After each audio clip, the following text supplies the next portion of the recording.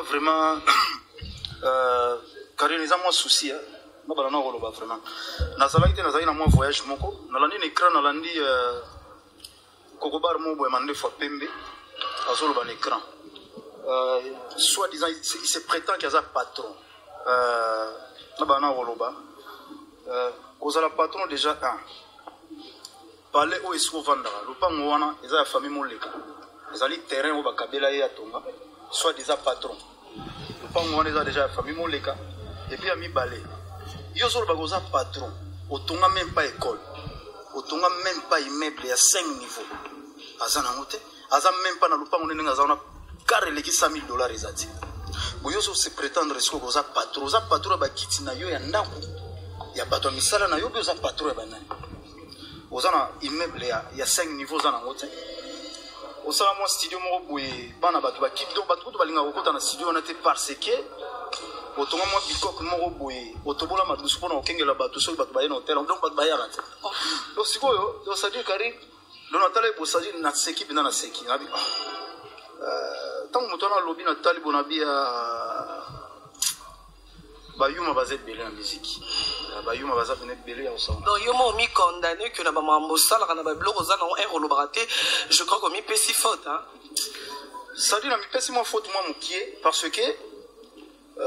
mutumu azo lekana lo bagaza patron elo nini o ya osomba fera o lemba na osomba voiture ya osomba na osomba palais ya osomba na osomba d'autant on boza patron to tika biso to kenda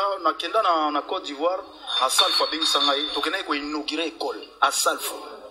ouais magique système to kena ko inaugurer école tant to le na télévision to tika ko sara bato o lego so ba yoza patron ba kiti ya palais na yo oza patron te otonga immeuble te so to bil lelo na tio na défi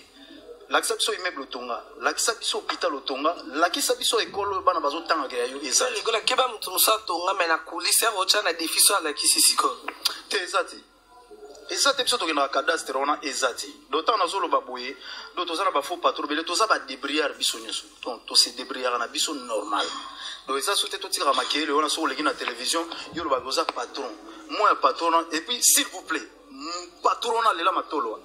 doni na zo loba boy matolo bato braza pardon ba benga binote yo za patron ndenge no zo benga et puis Adolphe Chilamu na za âge mo na yoti